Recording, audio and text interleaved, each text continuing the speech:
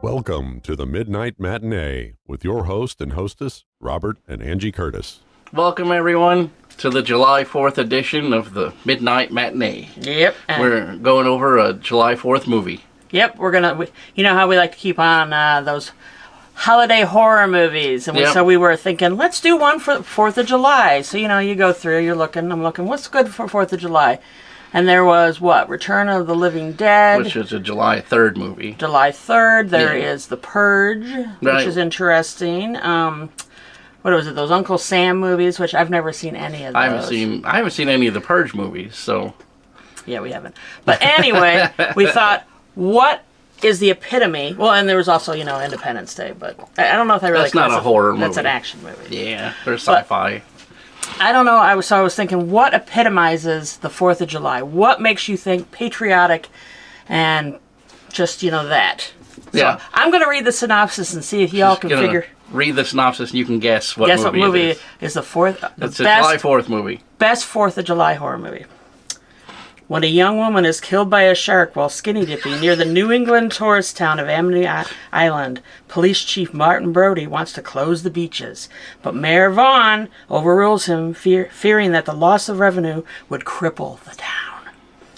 I don't know what that word is. Ichthyologist Matt Hooper and a grizzled ship captain Quint offer to help Brody capture the killer beast, and the trio engage in an epic battle of man versus nature. So what do you want to guess the 4th of July horror movie is?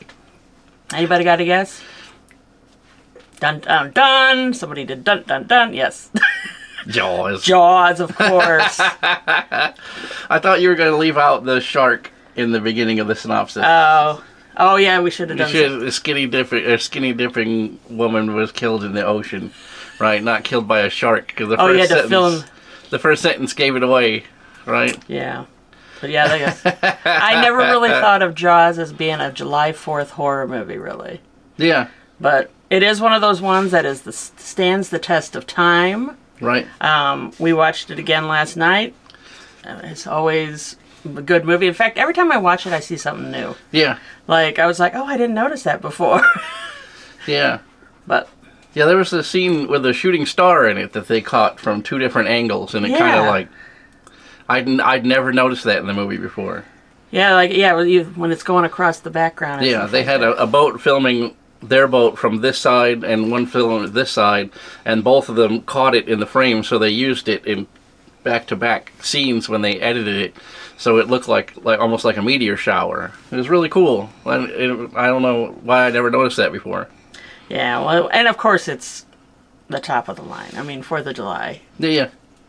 And Steven Spielberg, you got a stellar cast. It's and I was thinking about all the practicals that they had to film back then, because there's no special effects. Yeah, and the shark never worked. The shark's name was Bruce, if I remember correctly. The animatronic. And it kept, because the seawater kept making it rust up or whatever. It never worked half the time. Right. But one of those good movies, though, that relied on suspense as well, because all you see is like the fin, or you see just the shadow of it under the boat. I really like the effect where they fired harpoons into the shark and then attached barrels to it to kind of trap it into a certain depth, and the barrels moving around adds a lot to the scariness of the shark. Didn't I say that? No, it was when the deck scene with the guys, and I said that's the scariest dock. The dock when the two guys feed the ladies roast to the shark. The scariest dock ever. The regular people try to catch the shark with a big hook, and they tie it to the dock, and then the shark pulls the end of the dock off with the guy on it, and then it goes out and then stops and then turns around and comes back really fast, and it really works, because you're like, you can't see the shark underwater when you're above the water, right? So it's kind of cool to see the power of the great white, how fast it can swim, in this movie, anyways.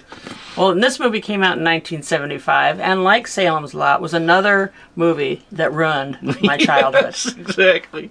To be honest, I can only think other than walking in the tide, in the Atlantic and Pacific, I can only remember one time I actually went out farther than, just the little beach part in the ocean. Well, for one, the ocean is really cold normally, at least the Atlantic. But I'm like, I'm not going out there. I don't want no sharks. Yeah, to this day, whenever I would go to the beach or swim in the ocean, I would not go out, You know what I was thinking? Like, we need to do a top 10 of movies that ruined our childhood. Right. Jaws was one of them. Yeah. Alien was another one. That was one I saw way too early in my life. I was only I think 8 years old, and when that thing popped out. Yeah. Alien has a scene in it that changed my entire life, and it's not a scene that you would think of. And it's the scene between Yaphet Kotto and the other mechanic guy. What was his name? Oh. He recently passed away. But anyway, the two of them are working on the ship, and it's broken. And the captain says, how long is it going to be until we can get the ship back online? And the old gentleman is like, well, it's going to be at least 2, and Yaphet Kotto nudges him. He's like, no. It's going to be at least 4 hours before we can get it fixed. And that always stuck in my mind. So later on in life, when I was an airplane mechanic, and every time they'd be, well, how long is it going to take to get this plane back in the air? I'd be like, well, it's going to be at least 2, possibly 4 hours. You always got to pad it. You know what I mean? You can't come under budget. And this guy, when I met him, when he was telling me all the different types of jobs that he's done over his life, and I relay this to other people, like, well, what was Bob doing when you met him? I'm like, he was a prison guard at a woman's prison, and then, of course, I say, oh, that's how we met. But he has been what? You were a Marine? I was a farmer. A farmer, a Marine. You were going to be... worked on civilian... You were going to do some machinery. Luxury. Yeah, I was going to be a machinist when I got out of high school. That was what... I actually am a journeyman machinist. I have my journeyman license. Yeah. Then I joined the Marines, and then got out of the Marines and worked on... aviation. Luxury airplanes, like personal jets. Yep. And then started a performance race car shop where we worked on high-end cars and race cars. We built race cars and those kind of things. And then you started... Oh, and he wanted to find a professional job where he didn't have to be outside and he didn't have to get dirty. Yeah. So he decided to be a funeral director where he has to be outside and get dirty. So now, instead of staying around in the heat working on hot cars in a nice shirt, I have to wear a full suit and tie and stand in a hot cemetery for hours. So yeah, he's had quite the life, and he is a man who knows everything. Like, we're going over later today to work on the farmhouse. Yeah, we got to clean the barn out. But anyway, okay, let's literally reel it back. Reel it back. Reel the jaws back. My favorite part. Or when he says they got doll eyes. Yeah. Or no, my absolute favorite part, though, is we're going to need a bigger boat. Yeah. Yep.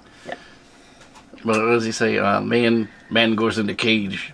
Cage goes into water. Sharks in the water. Sharks in the water. Our shark. Our shark. Yeah. I will say that Robert Shaw was put on quite an impressive performance in this movie. It is legendary. His story about the ship, the Navy ship he was on in World War II is... Oh, the Independence, yeah. Yeah, is absolutely heartbreaking. And it was just one of the more disturbing parts of the movie is him relating what happened to his friends on his ship.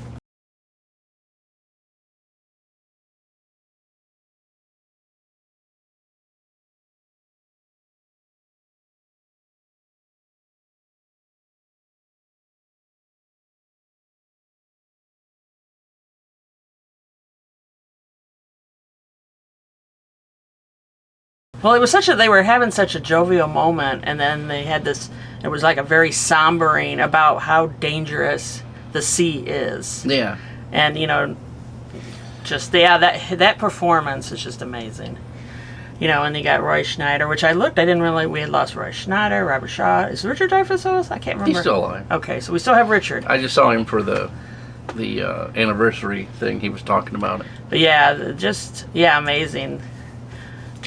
Yeah, good, really good acting. I really like Richard Dreyfuss's portrayal of the marine biologist, and how he is like the focus, I guess, for the group, because the police chief just wants to kill the shark at all costs, and Quint wants to catch the shark so that he can, get his $10,000. And then the marine biologist is kind of like, hey, I just want to keep everyone safe, but this shark needs to go, which you wouldn't think a marine biologist would be like, hey, we got to kill this shark, you know what I mean? Like, he really does want to get rid of this shark because it's a danger to the coastline. Yep, definitely. I don't want to go home. Yeah. Yeah. The stupid shark. Yeah. It's out of its area, so it's attacking the people on the coast. Well, and the movie went on to how many sequels were there? Like, I don't know, 8 or 9. I think so. I remember 3D. I would say the 3D one was my favorite. Oh my god. Because it had the big explosion where the stuff comes at you. That's where we found out that underwater welding was a thing. Oh, really? Yeah. I didn't know that. Jaws 3. I never thought about that. So the guy has to go out and fix the little tube. And he's welding it underwater. And I was like, wow, look at that. I never knew that was a thing. There was actually, if I'm remembering correctly, there was actually one of my hometown, Jamestown, New York, hometown people in that movie, Mitchell Anderson. And he had actually did my commencement speech when I graduated high school a long, long time ago. Yeah. Yeah. So, anything it's not going to be a long video today because we got work to do. It's 4th of July. We hope to have at least some relaxed time to enjoy the holiday. Yeah. So we didn't rate it. The haunted rating system. And if you haven't seen this movie by now and we don't give it a 5, there's something wrong with the universe. So we're giving Jaws Hell's Bells, a true masterpiece of horror, sends shivers through your souls, claws at your sanity, and lingers long after the credits roll. Yeah. Definitely. Well, this movie, we'll talk about the cinematography because that's what everybody likes. This movie uses, in the beginning of the movie, and there's a couple scenes of them bonding where they filmed it during the daytime and they used the nighttime filters on the film cameras. And it's one of the things that I really don't like, but I appreciate it because it had to happen in that era because it's obviously daytime.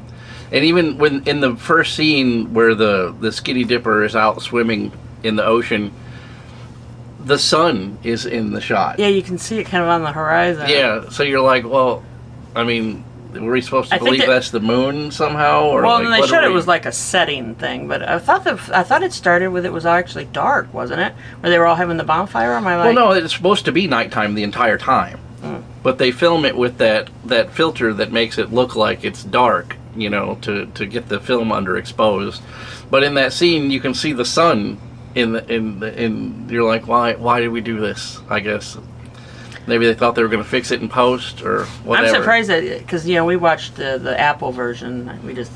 Yeah. But I would figure that Steven Spielberg probably would have fixed it like 6 times by now. Right. And actually, Jaws is 50 years old this year. Yeah. Jaws is older. Just slightly younger than you. Yeah. And that says a lot. 75. Yeah. So. Yeah, exactly.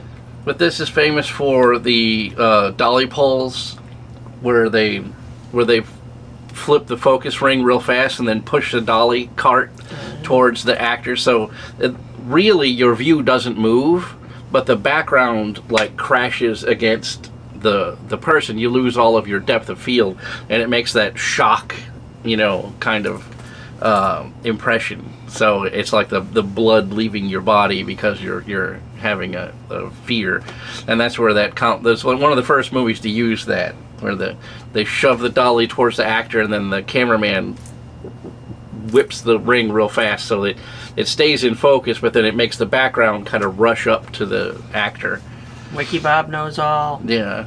This is shot on film, so you can appreciate that. There's a lot of really good scenes that are outside, and you can see the background and the foreground at the same time, so you can really appreciate the hillside of all the really nice houses, and lots of dolly shots, lots of pans, to establish that this is a coastal kind of community that needs tourists. That's the whole setup of the first act, is that the town has to have the tourists in order to survive the winter when no one comes, during the winter time. So that's the dynamic of the shark, because the shark is eating people on the beach, but they need the beach to keep the town alive.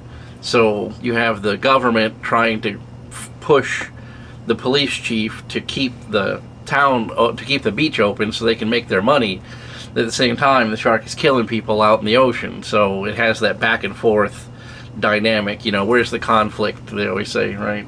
So, and there's some comical moments in this. Yeah, it has comic relief. Yeah, I thought it was really good. Especially with the Roy Scheider and the younger boy that plays his son, or at their dinner table, and they're doing mimicking his dad. Yeah. And the little boy sitting who got his little boat for his birthday, and he's like, don't run it. Mom's like, don't run his birthday. I mean, he's excited, and then she sees a picture of a shark eating a boat. Yeah. Get out of there! Yeah, get out of the water. Get out of the water! Yeah, it's funny. But okay, let's reel it back.